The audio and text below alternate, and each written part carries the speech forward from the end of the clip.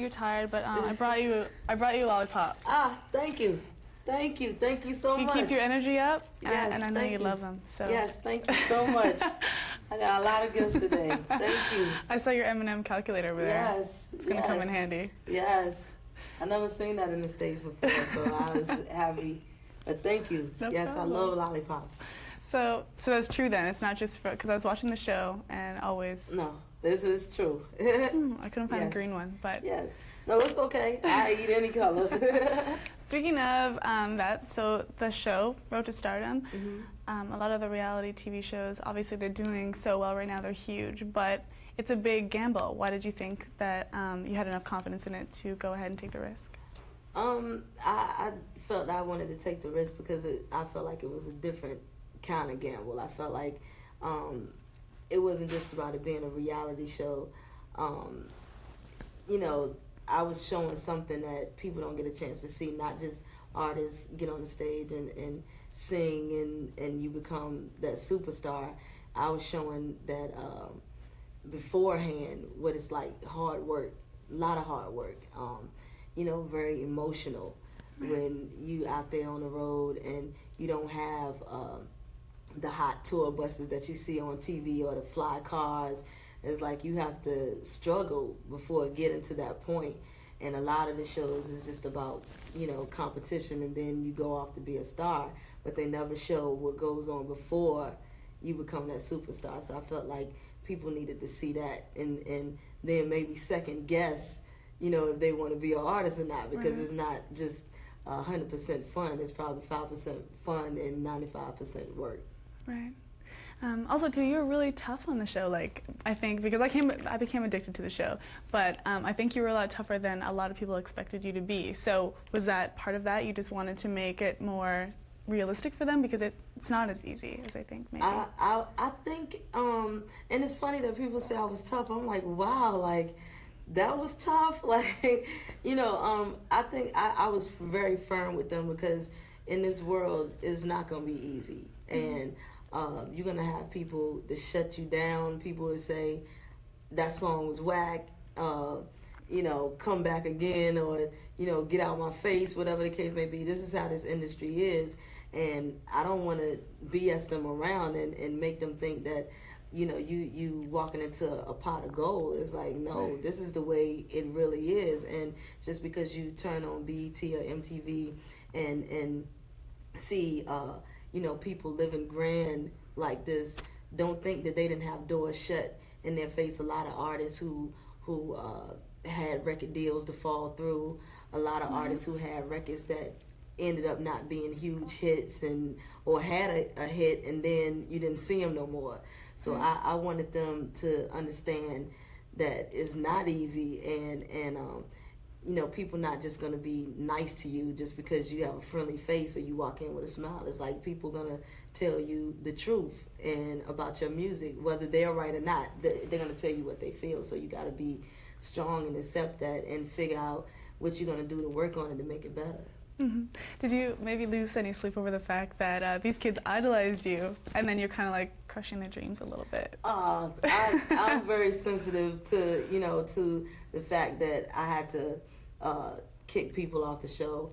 You know, of course they didn't show a lot of footage where I cried when I had to let the white girl Melissa go. Aww. and she was the one that I went back out and why didn't they show that? I don't know. Maybe they wanted to make me seem mean. Yeah. But you know, I grew to love each and every one of those kids. I felt like they all had a different kind of talent and they all had something about them. That's why they were on the bus.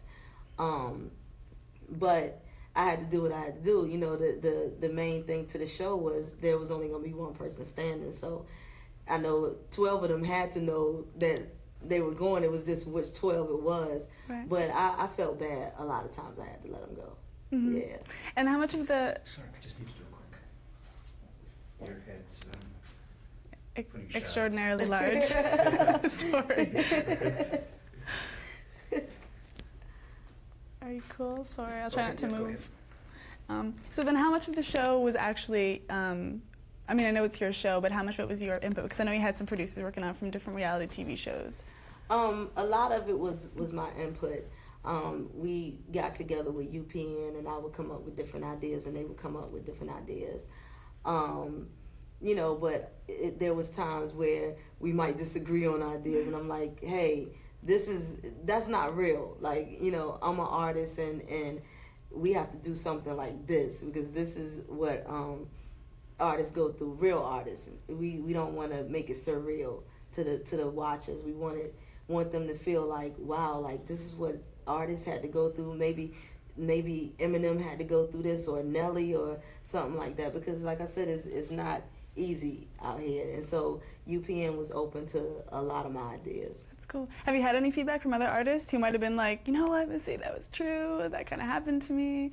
I had Sierra actually, to call and say she loved it, and not necessarily something that may have happened to them, but probably just being able to relate just in general, especially with the tour bus situation, because people were like, wow, you did them dirty, you had the bus smelling and this, that. But, a lot of artists can relate to that because they know when you first come in this business, and you're not going to walk on your tour bus and have that big plasma TV or that marble floor. You're going to have that old carpet that's wet, shoes been on it, smell like mildew and all that. So I know a lot of artists could relate to it. Cool. Also, I wanted to know because I got really emotional during the show. I got really attached to all of them because I'm a loser like that. But it happens, though, because you feel like you're going through the struggle with the people, which is obviously the point of reality television. But I wanted to know, a lot of the challenges were really emotional and really personal. So how much of that actually mirrored what you went through, sort of with your struggle to the top? I think that it was emotional for them that I picked up was like just being away from home and feeling like even you being on the bus with all these people, you still feel by yourself. And just knowing that, everybody, a lot of people, a lot of artists, if you becoming an artist, everybody wants to think that they're the most talented. But then you get up here on this bus and you realize, wow, like everybody up here is talented. Mm-hmm. And so, and you may have never had anybody to critique your stuff before. So now you're in front of people who are saying, I didn't like that song. That, I don't like, you really can't sing. Like your voice annoys me. Or like a Nick who may have thought he was, the finest guy that ever walked the face of this earth, to have somebody say, your rap is really whack. Mm-hmm. Like, did anybody tell you that you can't rhyme? And so it's like you go through that ups and down with your self-esteem, and I've been there. So me watching them go through that, I totally related. Like, you go in there and you feeling like, yeah, I'm this, I'm that, can't none of y'all mess with me, and then you get the judges like, you're whack. Yeah, you get shut down. Yeah. So then how did you deal with that when you were starting? When the way I dealt with it is you have to believe in yourself, and that's one thing, if anything, that I can credit Nick for, is that no matter what we told him, he still felt like I can rap and I'm fine. And in him having that confidence, you can almost make the non-believer a believer. Mm-hmm. Like, maybe that rap was kind of hot, and for me, I think that's what it was. It was like, no matter what people said, I felt like I had something that was different. And if I was on that bus, I would have said I had something that was different. Otherwise, I wouldn't have been on this bus, because they went through thousands and thousands of tapes, and I happen to be one of the 13. So it's something there that I have. I just got to find out what it is. Right. So then, going through all of the self-reflection that I'm sure you've done, writing albums can really be personal, I'm sure. Then where do you think that confidence comes from in you? I think that the confidence come from just like having people like a Mary J. Blige, a Faith Evans, who, a Faith Evans I used to live with. And when I first met her, I had just left the situation with Devontae from Jodeci and just kind of down. And, she would listen to my stuff and say, you got some hot records. And Mary, having her around, and Puffy, these people were big superstars, and I had nothing. And just to hear them be of encouragement to me kept me going, and you know, just working on my craft, because these people I felt like were geniuses to me, and for them to see something in me made me sit back and look and say it's something in me myself, and just worked on it, kept going. So we've already established the fact that you do consider yourself a role model, obviously. I'm sure if you didn't, then doing the show would have helped you to realize that. And you looked up to people like Puffy and Mary, but who, when you were growing up, was your Missy Elliott, or who did you consider to be your role models? I mean, my mother's always my role model. That's first. You know, just watching her be in an abusive relationship with my father, and very dependent on him, and then her leaving and having to build that strength back up, build her self-esteem back up, and becoming stronger than she's ever been. So if I would have to say anybody being a role model would be my mother. Mm-hmm. Has that situation affected the way that you've sort of dealt with the relationships with men in your life at all? Always. Right. Always, you know, but I know that every man is not Ronnie Elliott. So you know, but that always go through your mind, like, God, please don't let this person be like my father. Mm-hmm. But I mean, I love my father regardless, because he is my father, but it do make you think, I don't want to run into a Ronnie Elliott. Right. Let's talk about then, I'm sure you're a huge role model and a powerful one for women. So I want to know, how do you feel about the way that women are depicted in hip-hop? I feel, you know, the way that I mean, for women in hip-hop is crazy, because, you know, women, they get mad when guys call them all these different kind of names, but then you may turn to BET Uncut at night, and, you know, you see the women bent over in a little thong and booty shaking, and you're like, okay, but you got a problem with them calling you that and you wilding out like that. I think women just got to be more stronger and know that they don't have to compromise themselves to be somebody. And then men will probably look at it in a different way. But when women, you know, allow people to degrade them like that, it kind of make it okay, you know, and it'll never stop. It'll just get worse and worse. But I think it's crazy. Yeah. I mean, there's a fine line, though, because listening to the new record and, I mean, a lot of your previous music, you're able to somehow be very sexy and even really overtly sexual at times, right? Without crossing the line, and I find that a lot of the videos are the same way. How do you do that? I don't know how. Do you know what I mean? Because, like, someone like a Lil' Kim, you might say, is maybe pushing it.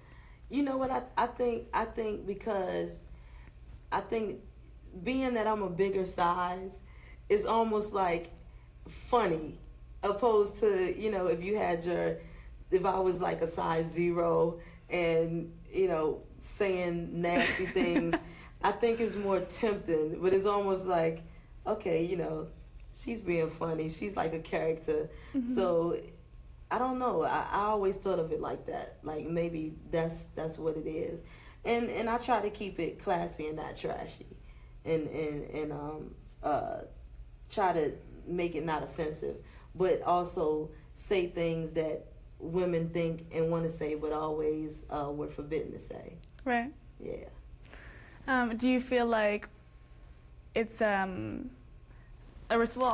you feel a responsibility then when you're making videos and when you're thinking about those lyrics that you want to write? Are there some things that you maybe omit because you think it might be too much? Oh, I've did a lot of omitting. Really? If I played you some records that I've omitted, you'd be like, oh my God. Yeah, sometimes I've written records like, whoa. And then some, you know, like the one record I have called Meltdown that I said, you know, I thought I'd tease y'all with that record. It is, you know, I just feel like you could do it in a way where it's not offensive, but I do feel like sometimes I just got to get it out there, like get it out of my system. Right. And then luckily when I make a record like P Don't Fail Me Now, you'd be surprised how many women come up like, girl, that's my record. Yeah. I play that record over and over and over again, so it's funny. Hmm. And are those the records where you're talking about sex, or you're talking about intimacy or relationships? Is that based on personal experience or just? Yeah, whether it's personal experience or, I'm one to write about things that I'm around. Like I have a lot of friends and we go over each other's house and I'm listening to their conversations and I'm saying like, wow, you get these, I got friends that work on Wall Street that, have on their suits and then they come home and the stuff that they talk about is like, wow, like if your coworkers knew what was on your mind all day, like whether it's personal experience or somebody else's experience, I feel like let me write about it because I know somebody out there can relate to it. But some are personal experiences and a lot of other people's experiences. Cool. So I want to talk to you about hip hop generally and just the direction that you think that it's going. What are your feelings on the current state of hip hop? I think hip hop is huge and will grow even larger. Sometimes I feel like it's missing is creativeness. And that's because I look back I'm from the old generation of hip hop, so I'm from that generation who I look back at a Big Daddy Kane, a Slick Rick, PE, and you couldn't compare none of those artists to each other. Now when I listen to the radio, I'm like, is that Jay-Z? And they like, nah, that's such and such. I'm like, is that 50 new record? They like, nah, that's such and such. And I'm like, wow, like nobody has their own identity anymore, and it's like, back then it was more about battling and now it's more about who got the worst war story, like, Yeah. like who can shoot the best, like I feel like the creativeness, the originality is just disappearing because a lot of artists that come out now don't really know about hip hop. Right. They only know about what's now because if they knew about hip hop, you would find it would be more, MCs talking about like, you can't battle me. It's okay to talk about what's going on in your hood, because you want to open people up to a world that they never seen before. It's like, hey, it ain't always flowers and candy where I live at, Right. and that's okay. But at the same token, you want to show your skills too and show that that's what MCing was all about. You saying my skills is better than yours. I get on the mic and you saying the hottest lines, but now it's about who can shoot up the most houses. Yeah. So do you feel like it's too negative then? Did you go so far as to say that? I won't say it's all negative. I would say, like I said, a lot of artists that's coming into hip hop, I think go the negative route because they really don't know about hip hop and they're going off of what's hot right now. Right. So, but I won't say that it's all the way negative. Everybody is not negative. You have some people that have the party records, even down to a Nelly who do a country record. Everything is not negative. So who do you think are the big innovators for right now? Who are your favorites? There's so many innovators, but I'm always listening to Jay-Z. I love the Kanye album. The Game is hot right now. 50, of course. It's a lot of different artists, but for me, in my car, you're gonna catch MC Light. Right. You're gonna catch some Salt Pepper. You're gonna catch some Big Daddy Kane. Like, you gonna catch. I listen to old school music, so I'm probably the wrong one to ask. Right. So what about hip hop then as sort of impenetrable, all-powerful marketing machine? Do you think there's anything that hip hop can't sell? No, I don't think there's anything that hip hop can't sell. It seems like seriously, I don't think I can think of anything because I don't think is anything that they can't sell. I can't think of anything off the top. Maybe you come up with something before I can. I don't think so. I think that Eminem calendar over there, fine, done. I think too because hip hop is become so mainstream, and a lot of the suburban kids is like into it, and then I went to Japan and was like, wow, like this is a whole nother hip hop culture over here. So hip hop is huger than I think one could think, and I don't think it's nothing that they can sell. Why do you think that is? I think hip hop probably is very huge because at the same token, you may have some people who, like I said, are artists that just come in and found a formula of what it takes to, be an artist for right now. But it is artists who speak from real living, and I think that a lot of people are intrigued by that. Like, wow, in your neighborhood, you can walk outside and, see a shootout or and then too, it's like a freedom of speech for us. We pretty much can say whatever, and it's almost like a rebellious thing that I think kids love. Because Right. mom and daddy ain't gonna want you to listen to all that boop bop music, but Yeah. because you're not supposed to, you're gonna do it. They're attracted to the parental advisory Yes. sticker on the cover there. It's like you go looking for the parental advisory sticker now. Like, oh, if it ain't got it up there, that's too clean. Yeah. So we're talking about marketing and the idea that it can sell anything. Do you think that there are any negative consequences to that at all? Of course it is. I mean, you like I said, if you got music where, say, they just talking about all kind of negative stuff, unfortunately, you got kids who may not have mom and daddy home to make sure that they're listening to the right thing, or they're buying the right thing, or they're watching the right thing. So they're influenced by a lot of stuff. And if it falls into the wrong ears, then, you get your different kids who are brought up in dysfunctional homes, looking for that to be their parent and listening to the things that you say and thinking that it's okay. So it most definitely is. It could be negative. So you've got a deal going with Adidas. Yes. How did that come about, and why is it something that you wanted to do? Well, the way the Adidas deal came about was I was wearing a lot of Adidas stuff, and the reason I wanted to do it is because I had did under construction, which felt very old school, and I felt like with Adidas, like that's the first thing that reminded me of hip hop, because I think about Run DMC and the whole shell toe thing, and I always rocked it, and so my management called him up and said, listen, she's always wearing Adidas. Would you just give it to her for free already? Exactly.